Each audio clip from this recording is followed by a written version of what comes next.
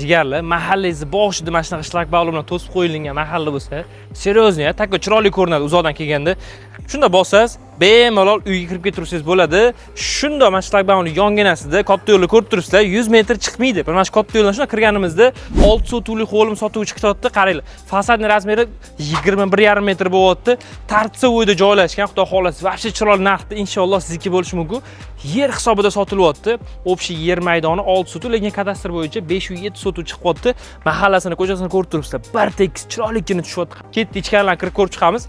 Asosiy darvozaxonamizdan kirib kelgan darvozaxonamizni ko'rib turibsizlar. Uzungina tushyapti. Yer hisobida sotilib ketilyapti. Bir etaj gir aylanib uylar tushyapti. Kirib bemalol yashursangiz bo'ladi. Hozirgi payt uy egalari yashayotgan uchun ichkaridan ko'rsatmaymiz, lekin yer hisobida sotilib ketilyapti. 6 sotuv, Tartsovoda joylashgan. Qanaqadir biznes nimalar bilan shug'ullanganligi ham zo'r variant ekan. O'qib turib o'zingiz uchun yangi bitta uy ko'tarib yashaysiz ham yaxshi variant ekan. Fasad razmerimiz 21,5 metr tushyapti, uzungina. Bunaqasiga qadrdonlar 30 metrdan uzunroq. Bu yoq tarafida ham alohida yana qiyshigan joyi mavjud. Suv, svet, gaz, internet, kanalizatsiyadan hech qanaqa muammogarchilik yo'q. Orientir Toshkent shahar, Sergeli tumani, Xonobod nomdani mahallasida joylashgan aynan shu joyimiz.